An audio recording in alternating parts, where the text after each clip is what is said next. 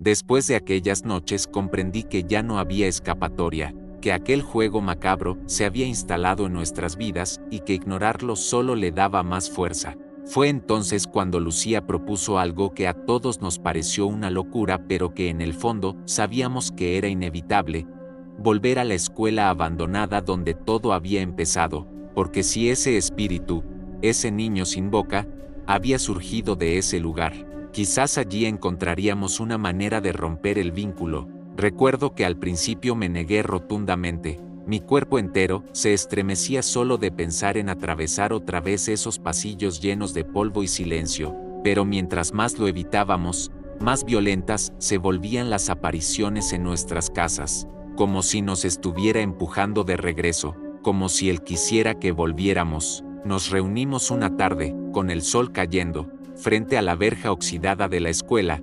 El aire era pesado, cargado de un olor a humedad y a tierra vieja, y lo peor es que el portón, que antes estaba sellado con cadenas, ahora estaba abierto de par en par, como si alguien nos estuviera esperando. Entramos despacio, cada paso resonaba demasiado fuerte, el polvo subía con el movimiento y nos hacía toser, pero ninguno se atrevía a hablar en voz alta. El eco parecía devolvernos susurros que no eran nuestros, como si otros caminaran a nuestro lado. Avanzamos hasta el aula principal, la misma donde meses atrás habíamos jugado a invocar algo por diversión, pero esta vez todo estaba distinto. Las paredes tenían marcas nuevas, como arañazos profundos, y en el suelo había círculos dibujados con carbón, símbolos que no recordábamos haber hecho. Era como si alguien hubiera seguido el ritual después de nosotros, perfeccionándolo, reforzando lo que habíamos abierto. Andrés sacó una linterna y enfocó hacia el fondo, donde antes había un pizarrón caído.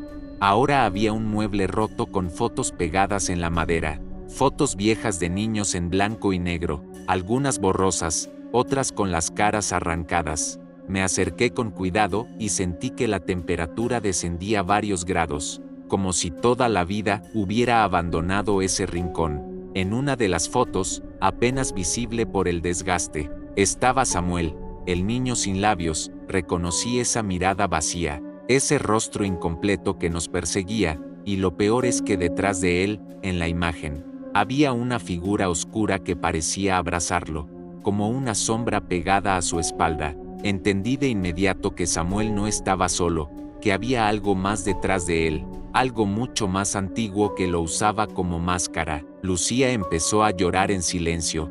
Decía que sentía que los niños de las fotos nos miraban, que no eran simples imágenes, que había conciencia en esas miradas. Y en ese instante lo escuchamos, el golpeteo, ese sonido inconfundible de pasos pequeños corriendo por el pasillo, al principio lejanos, pero cada vez más cerca, como si un grupo de niños invisibles estuviera jugando alrededor de nosotros. Andrés quiso grabar con el celular, pero apenas levantó el brazo, el aparato se apagó. La pantalla quedó negra aunque tenía batería completa, y lo mismo ocurrió con nuestras linternas. De pronto quedamos en penumbras, solo iluminados por el tenue resplandor que entraba por las ventanas rotas. Fue entonces cuando vimos moverse algo en la esquina del aula. Primero una silueta pequeña, luego dos, luego tres, hasta que todo el salón se llenó de figuras infantiles que apenas se distinguían, sombras de niños con ojos hundidos que nos rodeaban en silencio. Yo quería correr, pero mis piernas no respondían. Era como si la escuela nos hubiera atrapado, como si hubiéramos cruzado un umbral invisible. Los niños comenzaron a reír, pero no era una risa normal, era un coro de sonidos rotos, como gargantas que nunca aprendieron a reír. Y entre todas esas sombras apareció él, Samuel, el niño sin boca, caminando lentamente hacia nosotros. Sus pasos no sonaban, era como si flotara a unos centímetros del suelo. Levantó la cabeza y por primera vez vi de cerca lo imposible. Donde debería estar su boca, había una herida cerrada, una cicatriz que nunca sanó, y sin embargo de allí salía el eco de risas y susurros, como si su silencio estuviera habitado por decenas de voces. Me quedé petrificado mientras él levantaba una mano huesuda, señalándonos uno por uno. Cuando su dedo me apuntó a mí, sentí un frío que atravesó mi pecho y supe que, de alguna manera, me había marcado. El dedo de Samuel seguía apuntándome y yo sentía como si una corriente helada me atravesara el alma. Mis amigos gritaban, pero sus voces se escuchaban lejanas, amortiguadas, como si yo estuviera sumergido bajo el agua. Los niños sombras comenzaron a acercarse lentamente, rodeándonos en un círculo cada vez más estrecho. Lucía rezaba en voz baja y Andrés intentaba golpear a las figuras con una vara que había encontrado, pero cada vez que su brazo atravesaba una de esas sombras, se escuchaba un chillido agudo y el aire se hacía más pesado, como si cada intento de defensa solo las fortaleciera. Comprendí que estábamos en su terreno, que la escuela no era un lugar vacío, era un receptáculo vivo que respiraba y se cerraba sobre nosotros. Cada grieta en la pared parecía un ojo observándonos. De repente las ventanas se cerraron de golpe y la puerta principal se atrancó sola. El ruido fue tan fuerte que pensé que las paredes iban a venirse abajo. Quedamos atrapados en la oscuridad total, apenas con la luz mortecina de la luna filtrándose por una rendija. Samuel avanzó un poco más y extendió ambas manos hacia nosotros. Sus dedos eran tan largos que parecían ramas secas. Y entonces ocurrió algo que me heló la sangre. De la cicatriz cerrada de su boca comenzó a brotar un murmullo. No era un sonido cualquiera, era como si cientos de niños hablaran al mismo tiempo dentro de su garganta sellada. Algunas voces lloraban, otras gritaban, otras repetían nuestros nombres, y en medio de todo eso escuché la mía, una voz idéntica a la mía, pero más débil, como si hubiera otra versión de mí atrapada en ese eco, luchando por salir. Caí de rodillas, mareado, con ganas de vomitar. Mientras Lucía me sujetaba para que no me desplomara, Andrés trató de abrir la puerta a golpes, pero lo único que logró fue que aparecieran más arañazos en la madera, como si manos invisibles lo impidieran. En ese momento comprendimos que Samuel no quería matarnos rápido, quería quebrarnos, hacernos parte de ese coro de voces condenadas, arrastrarnos poco a poco hasta que dejáramos de distinguir la realidad del delirio. Fue entonces cuando recordé las palabras de la médium, aquella noche en la cabaña, cuando dijo que el silencio de Samuel era el alimento del otro ser, del que estaba detrás, y que si alguna vez nos encontrábamos frente a él, debíamos intentar romper ese silencio, darle voz aunque fuera artificialmente. Pensé que era absurdo, pero en ese instante no teníamos otra opción. Saqué mi grabadora de audio del bolsillo, la misma que usaba para registrar nuestras exploraciones, y la encendí, apuntándola hacia Samuel. Apreté el botón de reproducción para emitir sonidos grabados, mi propia voz, leyendo oraciones antiguas que había registrado por precaución semanas antes. Y algo increíble ocurrió. El murmullo se detuvo. Por unos segundos el salón quedó en silencio. Los niños sombras se quedaron quietos, y Samuel bajó los brazos como si estuviera confundido. Ese respiro fue suficiente para que Lucía corriera hacia la puerta y lograra abrir un pequeño espacio, apenas lo necesario para que escapáramos.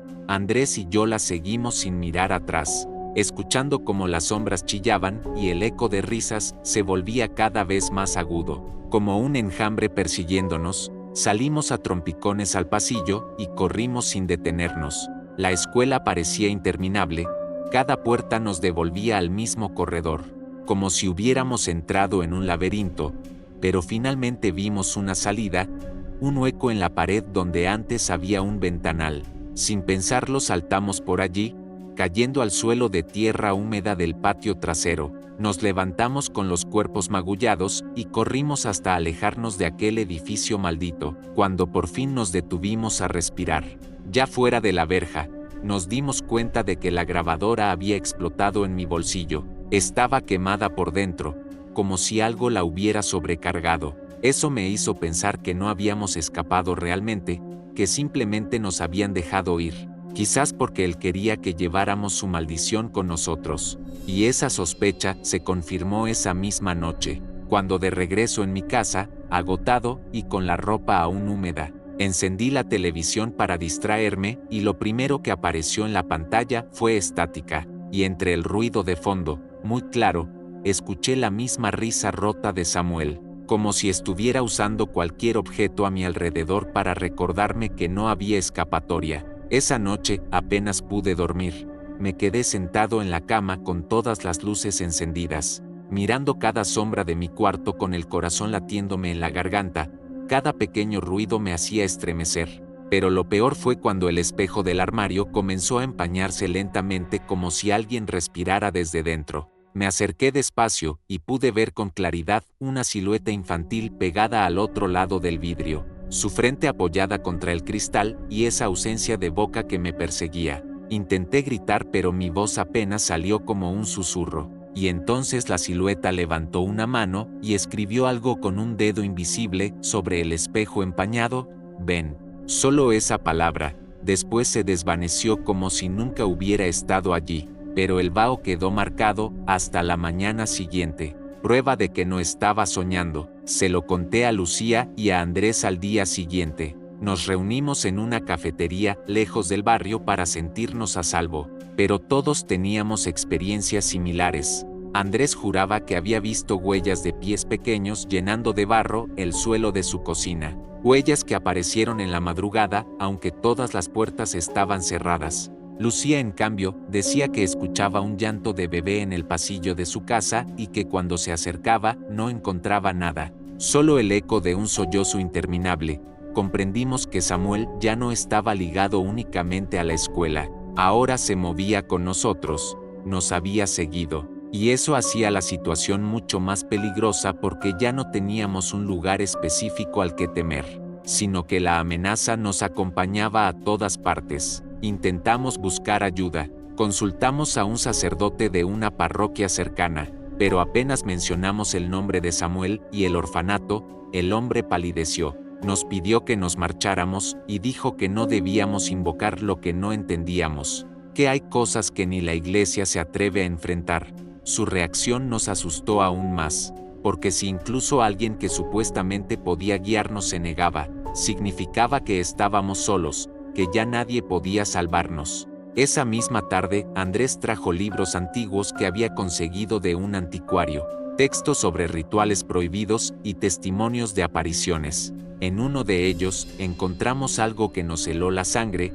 la descripción de un espíritu llamado el Silenciado. Un ente sin boca que se manifestaba a través del dolor de los niños que murieron injustamente, y decía que no era un alma única, sino una amalgama de muchos, un recipiente de lamentos que crecía cada vez que alguien más se unía a su condena. Entendimos que Samuel no era un niño concreto, sino la forma más visible de algo mucho más amplio y antiguo, y que si no rompíamos el ciclo podíamos terminar formando parte de él. Esa revelación nos dejó atónitos, porque explicaba las voces múltiples, los llantos, las risas, el coro que surgía de su cicatriz cerrada.